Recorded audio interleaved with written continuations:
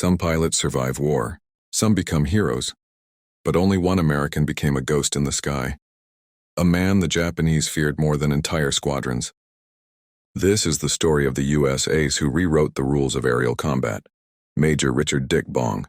Before he became America's greatest fighter ace, Richard Ira Bong was just a farm boy from Poplar, Wisconsin. A quiet kid with a round face, shy smile, and a fascination with anything that left the ground. While other boys carved their names into desks, Bong carved his into the sky. He watched hawks circle above the birch forests, dreaming of flying with the same quiet confidence. But when he finally got the chance, joining the Army Air Corps in 1941, instructors realized he wasn't just born to fly. He was born to dominate the air. In training, he made other pilots nervous, not because he was reckless, but because he was perfect. Smooth control, instinctive awareness, impossible reaction time. Bong made flying look like breathing. One instructor said he could put a bullet through a postage stamp at 200 yards in a turn. When he transitioned into the P-38 Lightning, the twin-engine supercharged beast of the Pacific, he became something else entirely, a natural predator. The P-38 wasn't just a fighter, it was a monster of aluminum and raw horsepower. Some pilots struggled with it.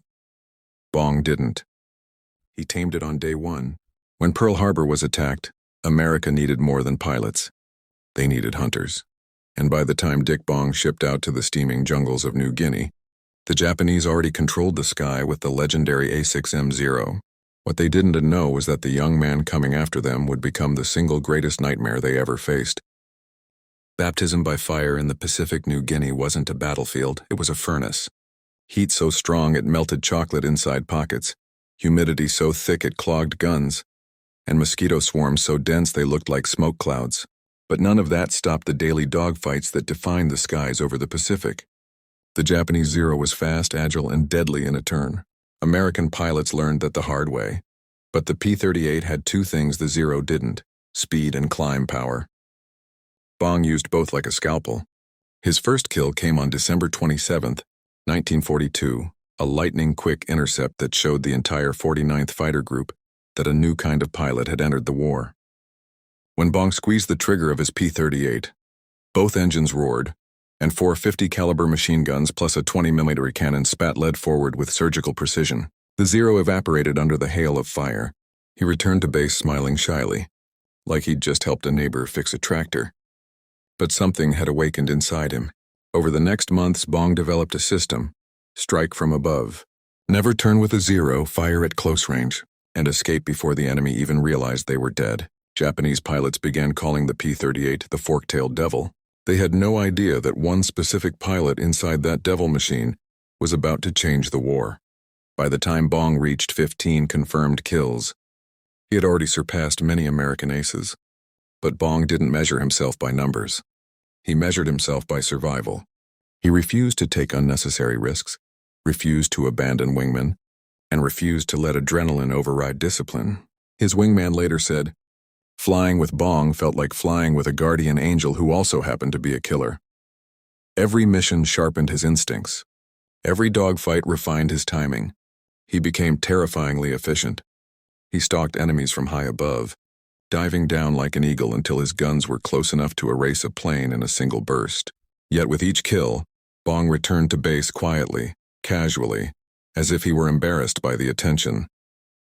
His commanders weren't embarrassed. They were stunned. The man was rewriting history in real time. By April 1944, Bong matched the legendary Eddie Rickenbacker's WW1 record, 26 kills. And he did it while staying humble, polite, and almost painfully shy. But the war wasn't finished with him yet. The skies over the Philippines were growing deadlier, and Bong was only getting started. 40 kills and untouchable, the Japanese could no longer ignore him. Pilots were briefed. Watch for the silver P-38 with the red trim. Avoid head-on passes. If he is above you, or run. But Dick Bong didn't give them the chance. He struck fast, often firing from impossible angles. His timing so perfect that even veteran Japanese pilots were caught helpless. On one mission, he downed 4 enemy aircraft in a single afternoon. On another, he saved an entire bomber formation by diving head-on into a swarm of Zeros, scattering them before they could fire.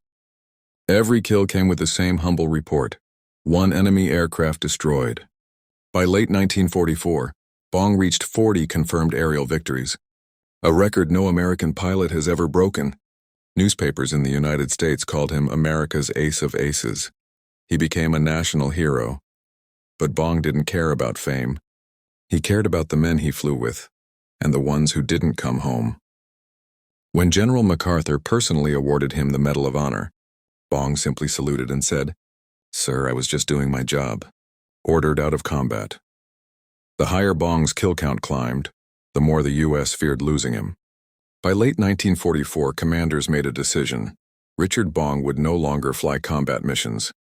The risk was too great, the loss too devastating. They sent him home to train new pilots and promote war bonds.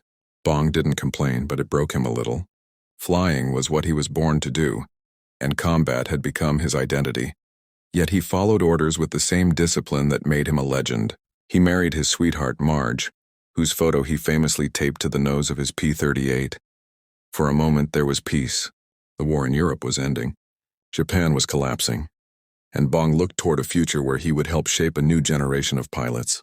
The Air Force considered him untouchable, a living symbol of American air power. But fate had different plans. On August 6, 1945, the same day the atomic bomb fell on Hiroshima, Major Richard Bong climbed into a P-80 Shooting Star jet for a routine test flight in California. Jets were new, unstable, unpredictable. As Bong took off, something went wrong. Witnesses saw the plane roll, dip, and then plunge into the ground. The explosion shook the earth. America's greatest ace was gone in seconds. The country mourned quietly. The news was overshadowed by the atomic blast overseas. But for the pilots who knew him and the enemies who feared him, the sky itself felt emptier. Bong died not in battle, but in service, pushing aviation forward the same way he had pushed the boundaries of aerial combat.